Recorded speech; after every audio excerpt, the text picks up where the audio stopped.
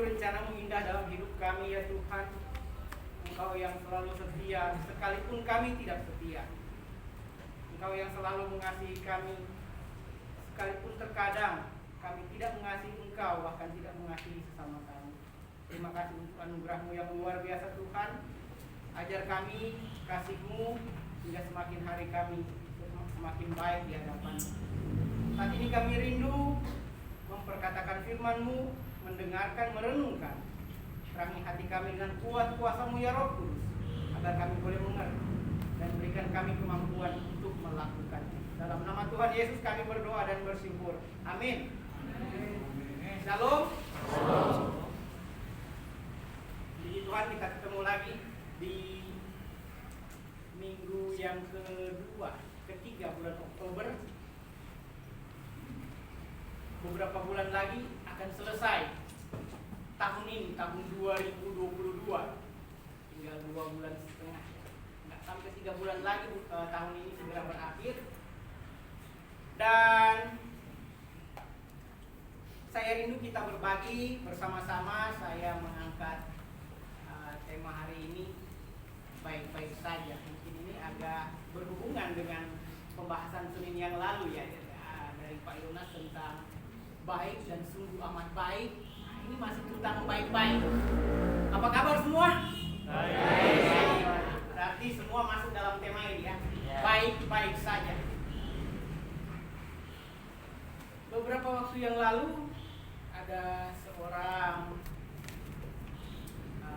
artis yang cukup terkenal. Dia melaporkan suaminya karena KDRT. Ada yang tahu ya? Ada. Karena KDRT cukup terkenal, padahal katanya kan ini sangat di mana-mana baik-baik saja mereka. Berfoto di sini, di sana, di mana-mana terlihat baik-baik saja, mesra-mesra saja. Banyak orang iri dan mungkin ingin menjadi seperti mereka. Iya ya, biasanya seperti itu. Kemudian tiba berita bahwa istrinya melaporkan suaminya karena KDRT. Dunia kaget. Dunia yang mengerti mereka lah kaget kan. Kalau dunia yang tidak mengerti mereka nggak ada kaget-kagetnya. Kaget kok bisa ya, padahal di mana-mana terlihat baik-baik saja. Beberapa lama kemudian nggak lama-lama amat ada konten dari katanya artis juga bikin laporan ke polisi tentang KDRT, ternyata ngeprank. Artis itu dibilang bohong, nggak benar. Dihujatlah artis ini kan karena katanya menyindir yang artis pertama yang mengalami KDRT ini. Wah, zaman netizen Indonesia dihajar habis-habisan. Ini gimana bagaimana? Kan dengar-dengar katanya netizen Indonesia ini yang paling sadis di antara seluruh netizen sejagat raya. Satu hal saja bisa jadi besar oleh netizen Indonesia, nggak tahu karena menang banyak atau menang otak atau menang apa, nggak tahu. Kemudian dihujatlah yang ngeprank ini kan. Tapi beberapa waktu, mungkin 2 atau 3 hari yang lalu katanya si artis yang mengalami KDRT ini mencabut gugatannya. Oh, udahlah saya maafkan, padahal awalnya nangis-nangis, saya dipanting, di smackdown segala macam. Sampai pendukungnya, iya bagaimana sih suaminya ini udah cerai aja segala macam bla bla bla bla bla bla. Ada yang berantem malah pendukungnya kan. Ah ini cari sensasi, ada yang bilang gitu. Tapi yang bilang cari sensasi dihajar habis-habisan sama pendukungnya. Ujung-ujungnya ketika dia menarik gugatannya, mulai diam yang pembelanya, mulai keluar yang cari sensasi. Nah kan, udah dibilang ini hanya settingan. Akhirnya mereka rujuk lagi kata polisi, pelukan lagi, tangis-tangisan dan jadi baik-baik saja. Nggak tahu yang mana yang benar, tetapi dari baik-baik saja kemudian menjadi baik-baik saja. Dari cerita ini mungkin kita sudah bisa menggambarkan ada baik-baik saja yang tidak seperti kelihatannya. Berarti ada baik-baik saja yang palsu atau settingan. Semoga kita ketika saya tanya kamu, apa kabarnya? Baik. Semoga itu baiknya bukan settingan ya. Next. Ini ayat firman Tuhan yang cukup kita kenal, Matius 7 ayat 12, gampang dihafalnya. Kita baca sama-sama. 2, 3, ya. Segala sesuatu yang kamu kehendaki supaya orang berbuat kepadamu, perbuatlah demikian kepada mereka. Itulah isi seluruh hukum Taurat dan kitab para nabi. Standar kehidupan orang percaya, orang Kristen, ternyata standarnya seperti ini. Dan Tuhan Yesus berkata bahwa ini adalah isi seluruh hukum Taurat dan kitab para nabi, artinya seluruh perjanjian lama dari Kejadian sampai Maleaki. Kalau mau dirangkum, ini ujung-ujungnya berpusat pada manusia. Apa yang engkau kehendaki orang perbuat kepadamu, perbuat demikian juga kepada orang lain. Jika kamu ingin dipukul, kamu boleh pukul orang lain. Itu hukum sebab akibat. Kalau kamu hanya mau memukul dan tidak mau memukul, kamu tidak adil terhadap dirimu sendiri, dan kamu tidak memenuhi standar. Artinya kebaikan itu punya standar dalam kehidupan diri kita. Kalau kita mau orang berbuat baik kepada kita, berarti kita juga harus berbuat baik kepada orang lain. Itu standar yang sederhana. Kalau kita mau orang dengar kita apa yang kita katakan, kita juga harus mendengar apa yang orang katakan. Rumusnya sederhana. Kalau kita mau dijelek-jelekan sama orang, nah bolehlah kita jelek-jelekin orang. Kalau kita mau apa lagi ya, yang gak enak, digosipin ya. Kalau kita mau digosipin orang, atau kalau kita senang menggosipin orang, kita jangan marah kalau digosipin. Nah, itu adil, sederhana, sesederhana itu. Ternyata rumus isi hukum Taurat dan kitab para nabi. Masalahnya kan keinginan kita banyak, kemauan kita banyak. Terkadang kita tidak fair, kita hanya maunya menerima, tidak mau memberi. Seperti petinju, harus seperti petinju, maunya hanya memberi, tidak mau dia menerima pukulan. Apa yang kita inginkan? Apa yang kita harapkan dari orang lain? Kita bisa list. Ini. Kita balikan, itulah yang harus kita lakukan. Kita mau orang kasih uang sama kita, ya kita harus kasih uang sama orang. Kita mau orang melakukan sesuatu yang kita harapkan, kita juga harus melakukan apa yang orang harapkan. Adil, fair, sederhana. Tetapi ternyata kebaikan itu tidak sesederhana hukum sebab akibat. Next. Berbuat baik itu seharusnya mudah. Berbuat baik itu seharusnya mudah. Gampang sebenarnya berbuat baik, karena itu natur, bawaan. Tuhan kita baik. Dia menciptakan kita segambar dan serupa. Walaupun rusak oleh dosa, tetapi natur itu tetap ada di dalam diri kita. Dosa tidak mengakibatkan kita bukan ciptaan Tuhan lagi. Kita tetap ciptaan Tuhan, bukan tersesat. Tapi natur ilahi itu tetap ada di dalam kita. Kebaikan itu, makanya orang yang tidak mengenal Tuhan pun paham apa artinya kebaikan. Jangankan orang, hewan pun yang tidak punya akal paham tentang yang namanya kebaikan. Sesuai dengan porsi dia tentu saja. Burung kepada anaknya, burung sesama burung, kucing kepada anaknya, harimau kepada anaknya, itu tetap baik. Ada natur kebaikan.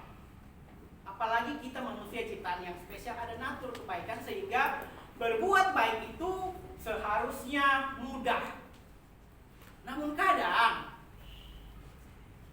kita kok susah berbuat baiknya. Berbuat baik kita jadi susah. Susah berbuat baik sehingga kita tidak melakukannya karena mengalami kesusahan. Sekali lagi, berbuat baik itu susah. Yang susah adalah sok baik. Nah, ini sok baik ini yang agak susah. Kita melakukan sesuatu sehingga kita susah. Melakukan kebaikan tetapi susah, itu biasanya disebut sok baik. Sok baik itu apa? Sok baik itu adalah baik plus jika.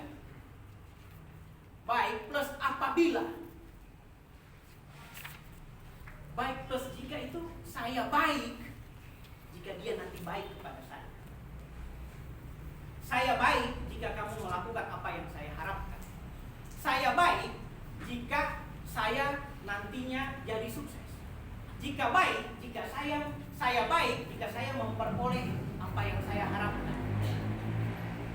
Itu jadi susah orang. Sehingga karena ketika dia tidak mengalami apa syaratnya, dia akhirnya susah sendiri. Kalau begitu saya tidak baik. Saya baik jika doa saya dikabulkan. Ketika Tuhan menjawab doanya dengan kata tunggu atau tidak, maka dia jadi tidak baik. Itu yang namanya susah. Jadi susah karena ada syaratnya kebaikan kita. Baik yang seharusnya, yang sebenarnya itu tanpa syarat. Baik titik selesai. Jika baik kita berikan syarat di belakangnya jika, maka kebaikan kita itu bergantung dari faktor eksternal. Kalau dia tidak baik, maka saya juga tidak baik. Hello, masa kebaikan kita tergantung orang lain? Kita baik ya sudah baik saja. Dia mau baik atau tidak terserah dia. Natur ilahi kebaikan yang ada di dalam kita seharusnya tidak tergantung dari lingkungan kita. Jika saya hadir di lingkungan yang bersih, yang teratur, yang rapi, maka saya jadi baik. Terus kalau lingkungan tidak teratur, gimana? Kita jadi tidak baik. Kalau orang-orang di sekitar kita baik, kita jadi baik. Terus kalau misalnya orang yang di sekitar kita tidak baik, kita ikut-ikutan tidak baik. Jadi standarnya adalah diri sendiri dan bukan lingkungan yang ada di sekitar kita. Kebaikan yang benar seharusnya berasal dari diri sendiri dan tidak bergantung pada kondisi eksternal. Itu kebaikan yang sebenarnya. Jangan ada prasyaratnya lagi di belakang-belakangnya. Kalau ada syaratnya di belakangnya, itu transaksi. Transaksi bisa saling menguntungkan, bisa win-win solution, bisa ada yang untung, ada yang rugi. Itu transaksi karena ada prasyaratnya di belakang. Saya baik kalau kamu bayar saya. Itu bukan kebaikan namanya.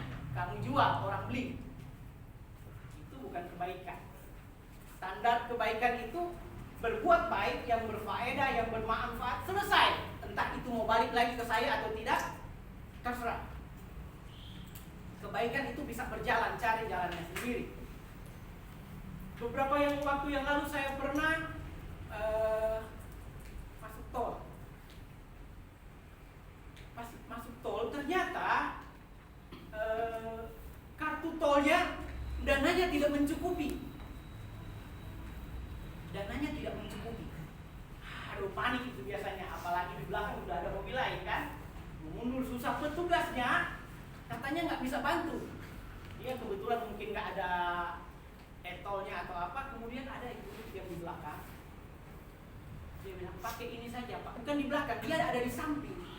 Tapi mungkin dia lihat saya kesusahan, dia masih ada yang dia tunggu di depan. Pakai ini saja dulu Pak. Saya mau bayar kan, itu tol luar kota 16.000. Saya kasih 20.000. Nggak usah Pak. Wah, senang kan? Lumayan. 20.000 dibayarin. Tetapi kemudian apa? Saya mengalami kemudian ada orang yang di depan kesulitan yang sama. Kebetulan baru isi etol saya kan, cukup lah kalau bayarin orang. Tetapi saya berpikir pada waktu itu ketika dia mau kasih uang, saya berpikir kebaikan orang yang terjadi sebelumnya kepada saya. Dan saya berpikir, ya sudah Pak, nggak usah dibayar ke saya. Dan itu tulus, bukan karena dianya tidak mampu, saya tidak tahu dia mampu atau tidak kan. Tetapi saya hanya berpikir ada kebaikan orang yang diberikan kepada saya. Dan saya berpikir kenapa tidak kebaikan ini saya lanjutkan. Tidak ada harapan bahwa saya akan diberi apa-apa segala macam. Tetapi saya hanya berpikir bahwa kebaikan itu harus tetap berjalan. Jika kita menerima kebaikan dari orang, walaupun kita tidak sempat berbuat baik kembali kepada dia, tetapi kebaikan itu akan menemukan jalannya. Mungkin akan ada orang yang membutuhkan dan kebaikan kita akan tersalurkan ke sana. Seperti itu. Kebaikan yang benar harusnya berasal dari diri sendiri dan tidak bergantung pada kondisi eksternal. Tidak peduli orang-orang yang saya berbuat baik itu dia akan meneruskan kebaikan yang sama atau tidak, itu sudah urusannya.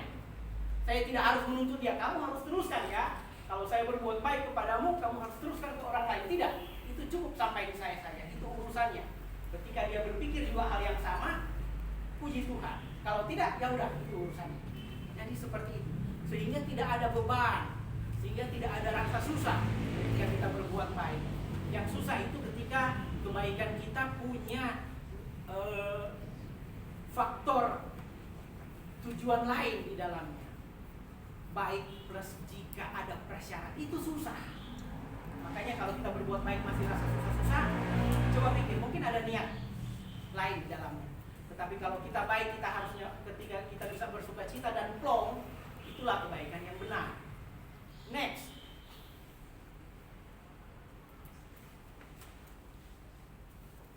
Standar kebaikan. Nah ini, baik apa sih standarnya? Kenapa kita harus berbuat baik? Apa dasarnya kita harus berbuat baik? Yang pertama itu kebutuhan.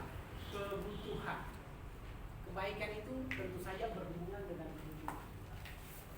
Saya berbuat baik kasih uang 50.000 kepada orang yang berlimpah, yang punya 500.000, yang punya 1 juta. Mungkin bagi saya itu baik, tetapi bagi dia itu tidak baik. Karena saya berkecukupan, saya tidak butuh. Memberikan sesuatu yang tidak dibutuhkan orang lain itu belum tentu kebaikan. Saya mengajar dia cara menggambar, padahal dia sudah pintar menggambar, itu bukan kebaikan. Adanya kebutuhan dan kita hadir untuk menjawab kebutuhan tersebut, itulah kebaikan. Ya, orang ini butuh 1 juta, saya nggak punya sepeser pun, berarti saya tidak bisa berbuat baik dong.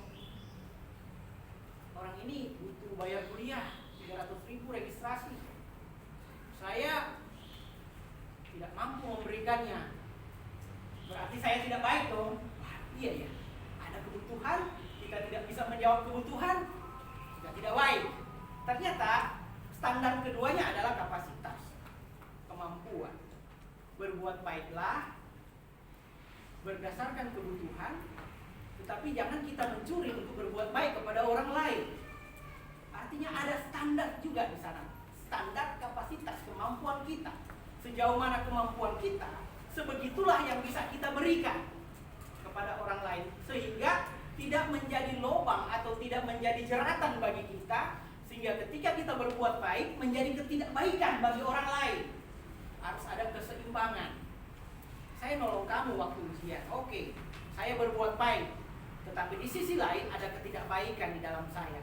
Saya membantumu mengerjakan ujian, tidak sesuai aturan, tidak sesuai rules yang berlaku.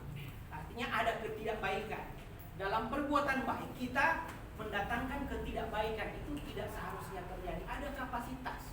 Apa sih kemampuan kita untuk melakukannya?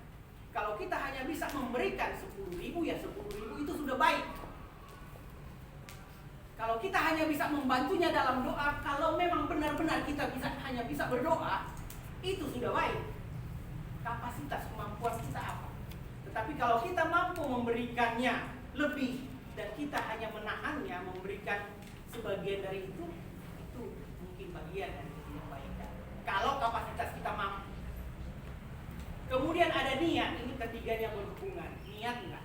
Kadang kita mampu berbuat baik, ada kebutuhan, ya kita niatnya tidak ada, jadi terpaksa. Jadi seperti tadi, kebaikan tanpa jika, kebaikan yang terpaksa. Kalau tidak ada niat, tetapi kalau ada kebutuhan di sana, kapasitas atau kemampuan kita bisa melakukannya dan niat kita benar-benar tulus, itulah kebaikan yang benar. Ada niat yang baik.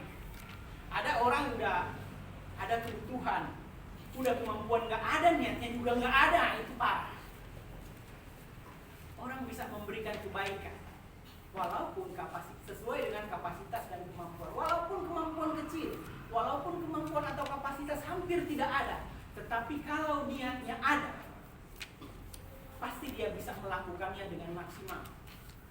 Ini gambaran Tuhan Yesus ketika duduk di dekat kotak persembahannya. Ada yang memberikan kelimpahan, banyak sekali diberi, tetapi itu hanya sepersekian dari hartanya yang sangat banyak. Kemudian datang seorang janda, dia hanya memberikan seluruh penghasilannya 1 hari. Mungkin itu uangnya semuanya dikasih.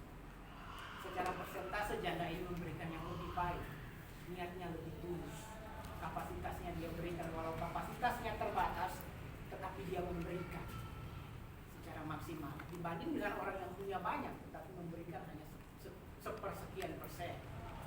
Tergantung niat juga. Jadi kebaikan itu kalau tidak ada niat di dalamnya, itu hanya menjadi sekedar transaksi biasa. Dan mungkin ada niatnya itu yang tadi. Niatnya itu pasti akan kembali berlipat kali ganda kepada saya. Itu kan sudah niatnya yang didapat. Next, standar kebaikan. Kalau tadi standar kebaikan umum, ada kebutuhan, ada kapasitas, dan ada niat. Apa sih standar kebaikan dalam firman Tuhan? Yakobus 4 ayat 17. Jadi jika seseorang tahu bagaimana ia harus berbuat baik, tetapi ia tidak melakukannya, dia berdosa. Standar firman Tuhan ternyata cukup tinggi untuk kebaikan. Kalau yang awal tadi, jika apa yang engkau kehendaki orang perbuat kepadamu, perbuatlah demikian juga kepada mereka. Standar itu sebenarnya juga sudah cukup tinggi berdasarkan ukuran diri manusia. Dan ini standar firman Tuhan. Kebaikan itu apa? Jika kita tahu bagaimana berbuat baik dan kita tidak melakukannya, kita berdosa. Jika kita tahu menolong teman itu baik, kita tidak melakukannya, berdosa. Jika kita tahu nyontek saat ujian itu tidak baik dan kita melakukannya, sama dosa. Standar firman yang sederhana. Kalau kita tahu itu tidak baik, jangan lakukan. Kalau kita tahu itu baik, lakukan. Tentu saja sesuai dengan kapasitas yang ada tadi, sesuai dengan kebutuhan yang ada tadi. Kalau kita tahu itu baik, lakukan. Dan lakukan selesai, tidak ada embel-embelnya lagi. Lakukan selesai, tidak ada syaratnya lagi. Tidak ada prasyaratnya lagi, datang-datang saya sudah berbuat baik samamu, kok kamu tidak berbuat baik lagi sama orang lain. Tidak ada. Tidak perlu menuntut, itu urusannya Tuhan. Kebaikan kita cukuplah berbuat baik, selesai. Kalau begitu seharusnya akan lebih enak pergaulan kita, hubungan kita dengan sesama, terlebih hubungan kita dengan Tuhan. Next, ini walaupun kebaikan yang tulus kadang bisa disalah mengerti oleh orang lain. Kadang begitu kan? Kita sebenarnya tulus kebaikan kita, tapi bisa saja orang lain punya pikiran apa maunya ini, jangan-jangan ada maksudnya. Kita pernah jadi pelaku atau korban untuk hal itu? Dua-duanya. Kita berbuat baik, dicurigai, atau kita yang mencurigai. Orang berbuat baik kepada kita, kita langsung bertanya-tanya. Ada zaman ini gratis kan? Ini apa maksudnya ini? Ada maunya. Padahal mungkin orang itu tulus berbuat baik kepada kita. Kita berpikiran demikian mungkin karena sudah pernah mengalami hal-hal tersebut di masa lalu. Pernah orang berbuat baik kepada kita terus nuntut macam-macam, hingga kita kan proteksi diri ketika menerima kebaikan. Tunggu dulu, dalam rangka apa ini kan? Nah, harus ada dalam rangka. Begitu juga ketika kita berbuat baik. Mungkin kita sering berbuat baik, kita punya maksud atau baik plus jika seperti yang tadi, sehingga ketika kita berbuat baik kepada orang lain, ya dia juga akan curiga apa maksudmu, apa tujuanmu. Tetapi walaupun orang curiga, walaupun disalah mengerti oleh orang lain, berbuat baiklah bagaimanapun juga, sesuai dengan niat, kapasitas, kemampuan kita dan kebutuhan yang ada di lingkungan. Berbuat baiklah bagaimanapun juga.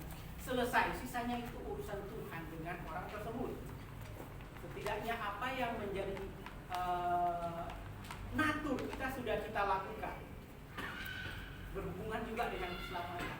Berbuat baik itu bukan untuk diselamatkan. Kita mungkin sudah belajar. Berbuat baik adalah tanda orang-orang itu sudah diselamatkan. Itu tanda, itu ciri khas orang yang sudah diselamatkan. Dia mengeluarkan buah-buah kebaikan, melakukan kebaikan itu bukan syarat masuk surga, tetapi melakukan kebaikan adalah tanda bahwa orang itu terdaftar di surga. Amin. Amin. Tetaplah menjadi orang baik. Terima kasih, Tuhan memberkati.